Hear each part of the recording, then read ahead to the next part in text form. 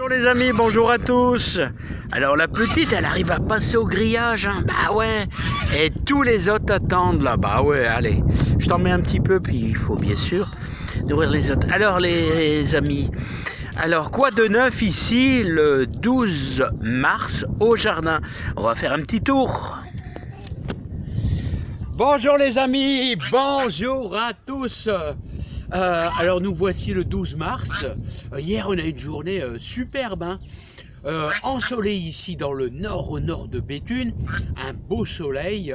Température 9 degrés, bah, c'est pas mal. J'ai un petit peu de salade qui germe. J'ai aussi 2 laitues qui ont été mangées par malheureusement des limaces, hein. Et ouais, il y a de la perte les amis, hein. Autrement, tout va bien les amis. Allez, on va faire un petit peu le tour du jardin. Je suis désolé, il y a un peu de vent, hein. On va faire une petite visite. Alors ici, on commence à voir un petit peu de laitue qui se pointe, tout doucement, un petit peu de laitue, ainsi que des petites salades repiquées là, hein. Mais bon, c'est pas évident. Mais il y en a quand même un petit peu les amis, hein. Je vais essayer de vous les faire voir. Ah, c'est pas évident avec ce temps là, hein, c'est pas évident. Vous voyez quelques petites laitues, là juste là, quelques petites laitues qui commencent à se pointer. Alors on les a semées il y a quasiment 15 jours, mais il y a quand même pas mal de froid les amis, hein. Là on en a des petites aussi qui sont à l'intérieur, là, ici. Ici on a un petit peu d'ail, qui commence déjà à se pointer. Alors l'ail, dépêchez-vous. Là j'ai préparé mon secteur pour mettre mes céleris. Alors les céleris raves sont à planter à partir du je vais vous dire du 15 mai. Là on a un petit peu de radis et un petit peu de mange-tout également. Et là on a un petit peu de salade repiquée avec notre cerf fait maison, hein. Voilà les amis, en tout cas, n'ayez pas peur, il n'est pas encore trop tard pour commencer votre jardin. Vous voyez, il y a encore plein de zones où il n'y a rien du tout, hein. Je vais vous dire, début mars, à part l'échalote et l'ail et repiquer quelques salades, autrement, on se prépare avec nos fameuses tomates. Enfin, pied de tomate. Alors là vous avez tout l'ail. Alors l'ail, on commence à bien voir l'ail, regardez, hein. Ail et échalote, ici c'est le secteur ail et échalote. Pourquoi? Parce qu'il n'y a pas eu de fumier les amis dans le jardin. Non, il n'y a pas eu de fumier. Bon, on va aller voir dans la serre. Alors les boutures de rosier que j'ai fait, j'en ai fait pas mal. Voilà, mais bon, on verra ça au mois de mai, hein, les amis. Allez, on va rentrer dans la serre. Alors les amis, nous voici dans la serre. Alors n'oubliez pas qu'on est le 12 mars. Les tomates, j'ai fait une centaine de pieds quand même. Pas loin. Et j'en ai encore, peut-être une petite dizaine qui sont toutes petites plantules que je garde à la maison. Voilà, parce que vous savez, il y a toujours un petit peu de perte. C'est-à-dire, il y a des pieds qui meurent, soit trop d'humidité, c'est pas facile, hein. Et n'oubliez pas que quand je repique déjà des beaux pieds de tomates de 10 cm, j'adjoins toujours un petit peu de fumier de cheval bien pourri.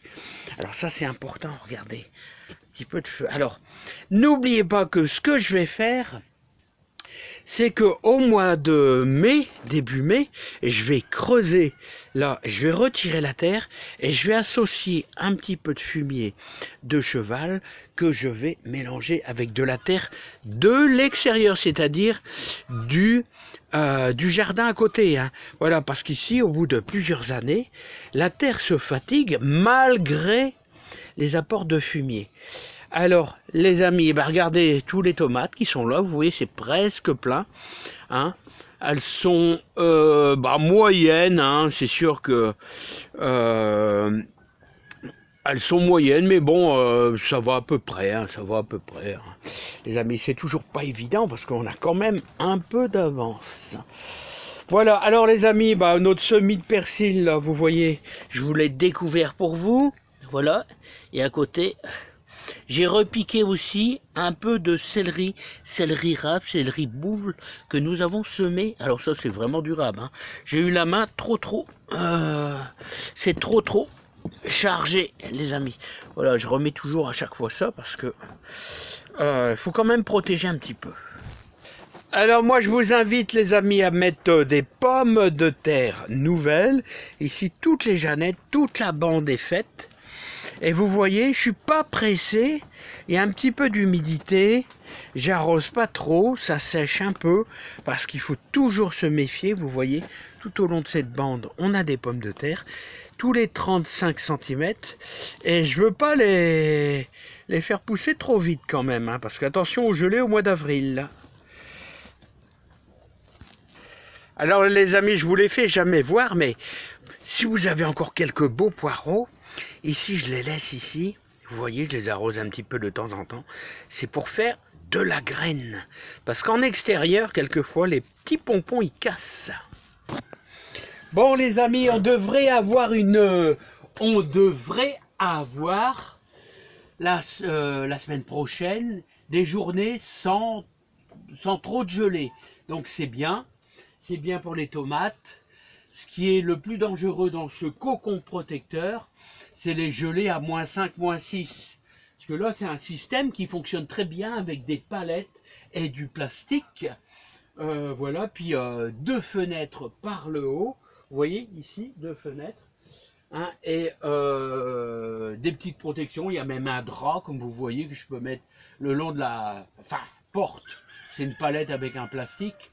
Et disons que à -2, -3, ça tient le coup, mais à -5, -6, mais bon, c'est pas vraiment souvent hein, que ça arrive, mais ça peut arriver. Donc là, il vaut mieux mettre une couverture en plus.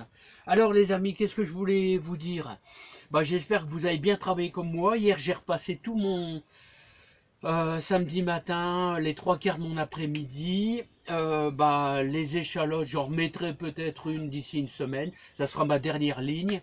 Alors, échalote ail, vous avez tout le mois de mars pour mettre un peu d'échalote, un peu d'ail. Et je vous répète toujours, si vous n'avez pas de plan d'ail, vous pouvez prendre de l'ail bio dans le commerce qui germe très bien parce qu'ils ne mettent pas d'antigerminatif.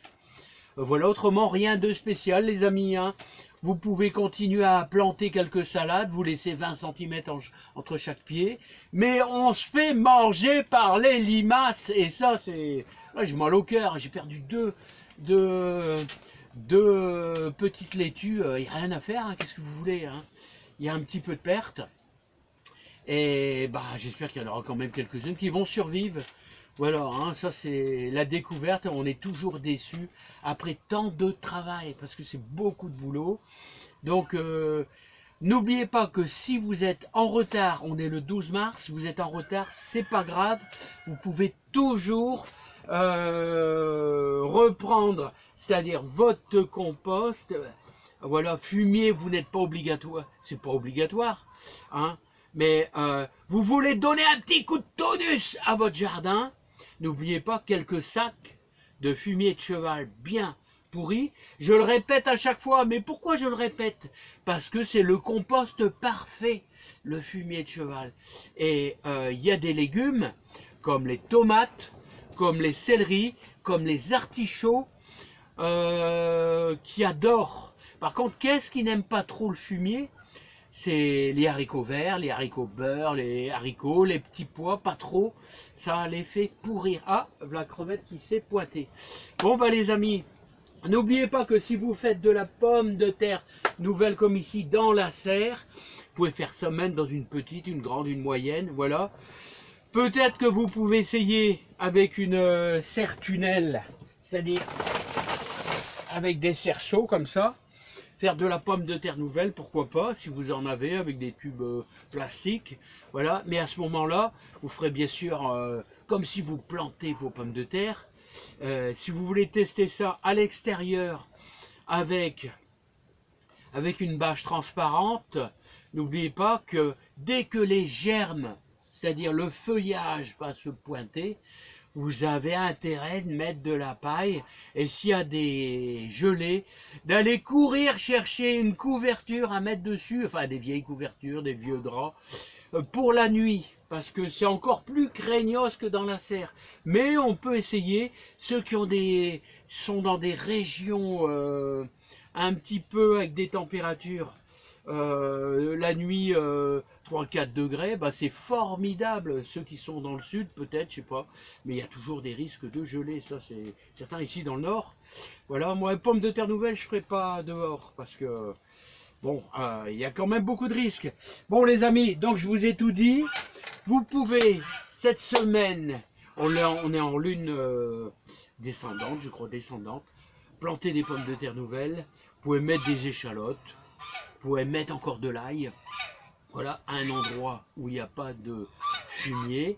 Voilà, et n'oubliez pas, si vous faites des pommes de terre nouvelles, dernier petit conseil, hein, si vous avez un peu de fiente de poule ou de pigeon sur le côté de vos pommes de terre, pas en contact direct, ça va vous donner de la belle pomme de terre pour se régaler au mois de juin. Voilà, la Jeannette, 80 jours plus tard, vous avez de la belle pomme de terre. Voilà, c'est tous les conseils. Préparez votre fumier, car les tomates adorent le fumier. Allez, je vous dis à bientôt. Moi, je m'en vais faire mes 40 km de vélo. Allez, à bientôt. Bye bye les amis.